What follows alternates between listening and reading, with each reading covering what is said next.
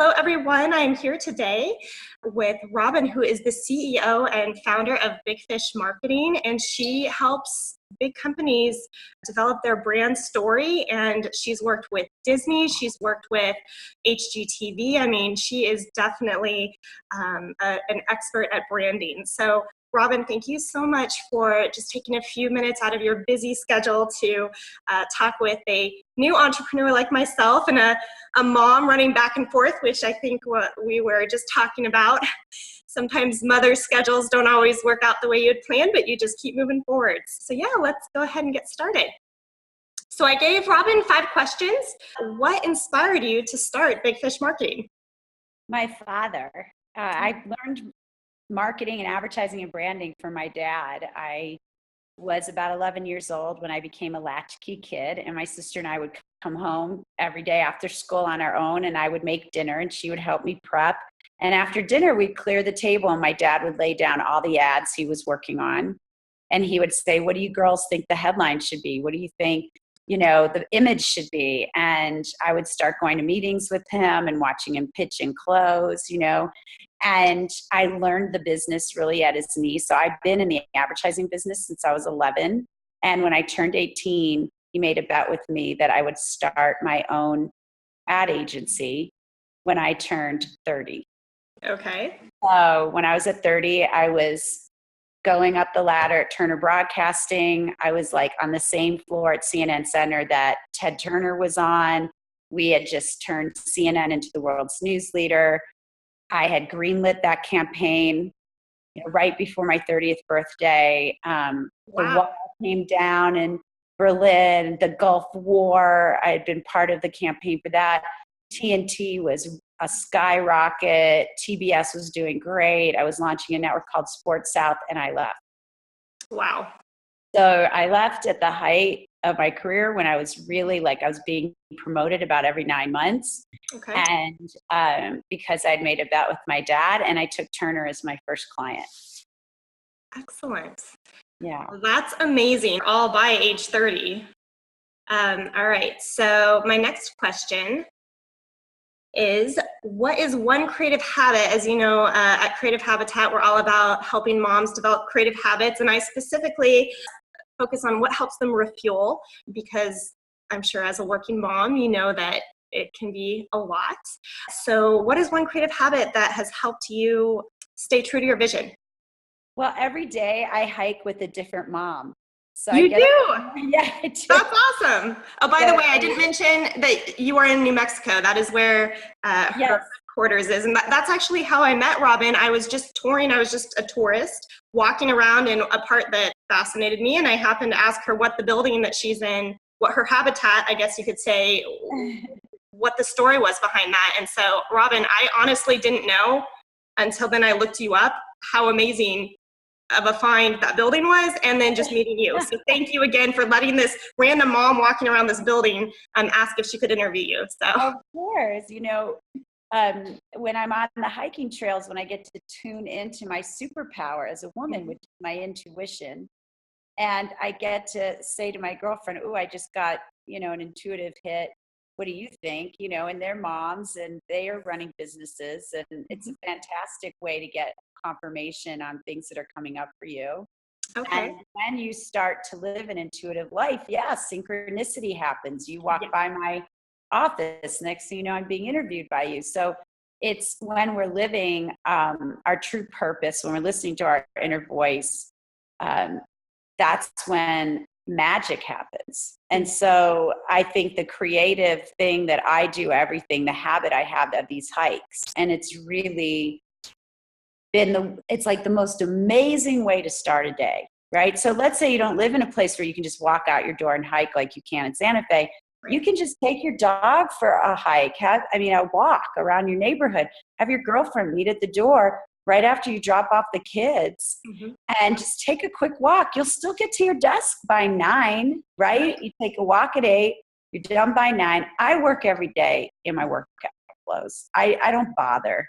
Right. If I had to see clients, I guess I could take an extra 20 minutes or half hour and get myself together. But I just don't think, I don't think it's necessary if you're a home-based business. Yeah. To take all that time to go and throw on lipstick for nobody. I really appreciate what you say about intuition, especially as an entrepreneur, because in so many ways, if we just don't listen to the intuition, you don't take those action steps to get to where you want to go. So, and there's probably a lot of women listening who are like, I don't even know how to tap into my intuition. You know, there's so much in front of those voices, like all my fear, my doubt. And in my book, Your No Fear Career, that just came out, which is on Amazon, I give you the steps behind how to become fearless, how to listen to your voice without doubt, how to tune in.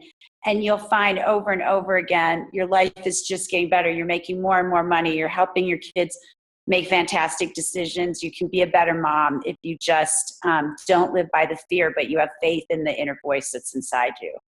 Excellent. Yes, definitely check out her book. She's got 2 other books actually as well. So all awesome books. What is one risk you had to overcome to start your business, as we're talking about fear? And I mean, it sounds like you really went in with full confidence and, wanting to show your dad that you meant business, but I'm sure there must have been some fear factor or risk.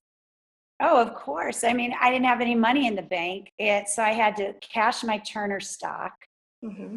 So I had accumulated over the 4 years I worked with them about $10,000. Mm-hmm. That became what I used to buy my computer, my letterhead, my business cards, the whole look and feel of my company, and get my home-based office going. And I really had nothing after that. So my first check came in from Hanna-Barbera, which was the animation company that Turner owned. It was for $5,000. And it was just in time to make my mortgage payment. And I remember running around like screaming, so excited, my first check. And then I doubled within 6 months, I doubled the salary I was making at Turner. And wow, that's amazing. Yeah, it is amazing. And the thing that I had to overcome and the risk was not only just starving to death and losing my house, which was enough, but my husband at the time was not into it.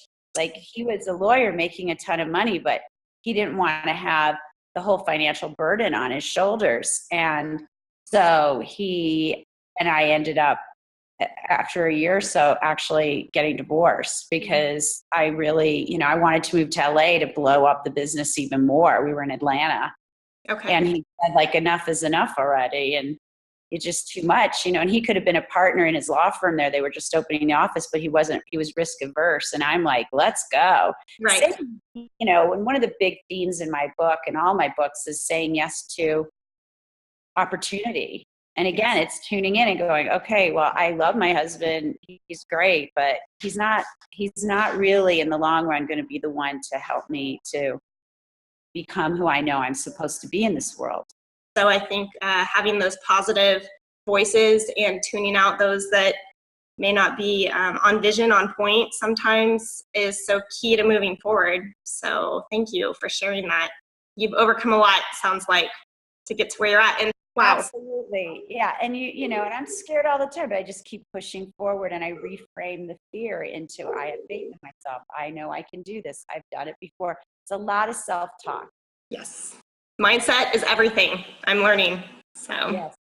All right. So now onto the motherhood piece of this. When I ran into Robin in this amazing building, which Robin and I wrote a blog post about how I would love to design a space, because I think I shared with you my background's in interior design, and I would love to design a space for moms where it has kind of a shared daycare, well, not daycare, kind of a mix between co-op, childcare, and co-working space.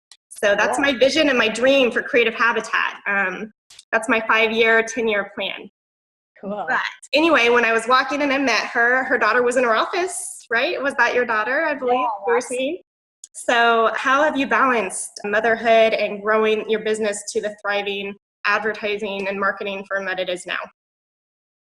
Well, I raised Roxy by myself. Mm-hmm. Her father lives in Los Angeles. She's home about every 6 to 8 weeks. So it's really all on me. And financially, it's all on me. Mm-hmm. And I can tell you all the advantages of that. But I bet some of your listeners who are in my position can imagine there's a lot of advantages, which is starting with, I get to do it my way. Yeah. So it's pretty cool. But I think that balancing motherhood for me has been to include Roxy in my work life. As a matter of fact, she's turning 18 and I'm giving a speech in New York on Monday. And we're flying together on the 22nd, which is Friday, to New York. And we're having a wisdom keepers dinner for her. And it's all of my girlfriends in business giving her advice on how to succeed. Now, how does she know all my clients and my colleagues in business? Because she comes to me to meetings like I did with my dad. Right. She's going to be at the Women in Cable Television event, their national conference I'm speaking at on Monday. She will be there. She has seen me speak in front of thousands of people. She's come to meetings. Every year, Fox Networks Group, who I write the stories for, they have their big upfront party and a big upfront presentation for all the advertisers to get them to buy advertising upfront. She's started at 13 going to those events. Yeah. So it's kind of, I bring her to work. That's how I don't balance it. Mm-hmm. I get her involved in the business, and now she's going to go off to a university, and the major she wants, which they have at USC, is narrative structure. Now, and we don't know if she's going to get into USC, but that idea of being a storyteller and she wants to write comedy is what she wants to do. And it's all from being with me in business, I think. That is awesome. I actually grew up with a single mom. It was just my mom and I've talked about this on my blog, and my mom and I actually do workshops together to help busy moms develop creative habits.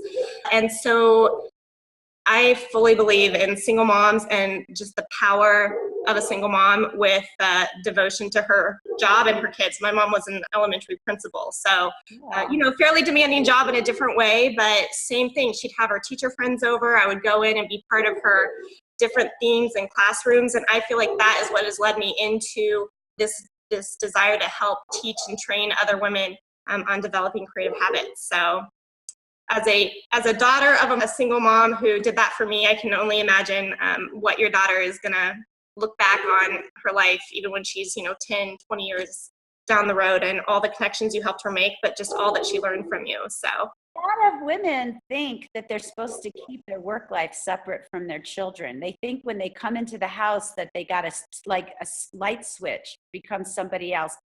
I advocate for being consistent in every part of your life. So the final question, the reason I asked this question of the mom entrepreneurs that I interview is to help inspire other maybe budding mom entrepreneurs or those who may feel like they can't balance the work, family life situation, that there is always a silver lining and it's worth it because of the amazing people that you met.